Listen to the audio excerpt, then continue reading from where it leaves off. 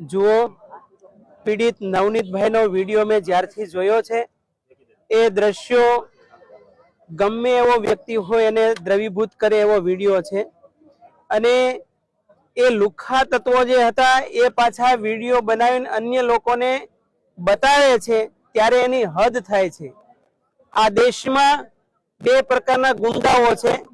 એક ગુંડા કે જે જનતાના હિતમાં, દેશના હિતમાં, સનાતનના હિતમાં કામ કરતા હોય છે એ ગુંડા હું તો કહું વંદનીય છે, પરંતુ જે ખોટી રીતે લુખ્ખાગીરી, દાદાગીરી કરે, નાના માણસોને દબાવવાના પ્રયાસ કરે એવા લુખ્ખાઓને ગુજરાતમાંથી ને ભારત દેશમાંથી હંમેશા નિકંદલ કાઢી નાખવું જોઈએ અને એના માટે આ દેશમાં પોલીસ પ્રશાસન છે। આજે પોલીસ પ્રશાસન પણ બે પ્રકારની છે, એક રાષ્ટ્રને વફાદાર અને અમુક નિશ્ચિત પાર્ટીઓને વફાદાર। એટલા માટે ગુજરાતમાં જે પેરાડોક્સિકલ સ્થિતિ પોલીસ તંત્રની થઈ છે એટલા માટે એ સિસ્ટમને હું તો કહું જનતા આજે જાગી ગઈ છે ત્યારે એ સિસ્ટમને ઉખાડવાની મારી તમારી બધાની ફરજ છે। એક તો લાગવકશાહી, એનાથી પીડિતને ક્યારે ન્યાય નથી મળતો। બીજું કે જે મુખ્ય મુદ્દો હોય એને ટ્રેક કરી અને અન્ય મુદ્દાઓ પર ડાયવર્ઝન કરવામાં આવે છે અને ત્રીજું કે પોલીસને પૈસા આપીને મોટા જે લાગવક ધરાવતા હોય એ લોકો ખરીદી લે છે। આવું કરપ્શન પોલીસ તંત્રમાં પણ ચાલે છે। અને ચોથું કારણ કે જે પીડિત વ્યક્તિને કલમ લગાડવી જોઈએ કાયદા કાનૂન પ્રમાણે એ કલમ ન લગાડે અને હળવી કલમો લગાડી અને હંમેશા એમાંથી છટકબારી પકડી લે છે। એટલે મારી કરબદ્ધ વિનંતી છે પોલીસ તંત્રને કે જે પીડિત વ્યક્તિ છે એને હંમેશા ન્યાય મળવો જોઈએ।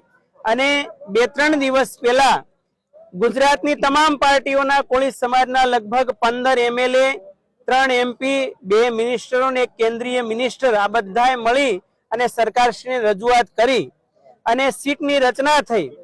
તો આટલા દિવસો થયા છે છતાં પણ હજી પીડિત નવનીતભાઈને કોઈ ન્યાયની ઉમ્મીદ નથી। હમણાં રૂબરૂ અમે ખબર અંતર જઈને પૂછ્યા નવનીતભાઈને તો એને એમ કહ્યું કે હજુ અમને કોઈ પૂછવા આવ્યું નથી। તો આનો અર્થ શું છે?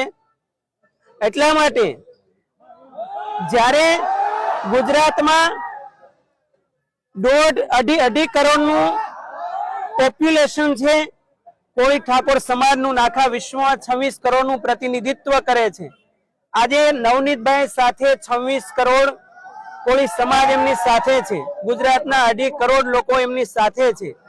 એટલા માટે જો એમને ન્યાય નહીં મળે તો ભવિષ્યમાં જે યંગ જનરેશન તૈયાર થઈ રહી છે, જે યુવાનો છે એ બધા જાગી ગયા છે, એ જન આંદોલન હંમેશા એનું ચાલુ રહેશે અને અમે CBI સુધી પણ આગળ દરવાજા ખખડાવવાના છીએ અને ત્યાંથી કામ જો સિદ્ધ ન થાય તો યુનોમાં પણ આ મુદ્દો અમે લઈ જઈશું અને ગુજરાતની, ભારતની ક્રાઇમની સ્થિતિ શું છે એની છબી એ વિશ્વ લેવલે પણ ઉજાગર કરીશું। જી।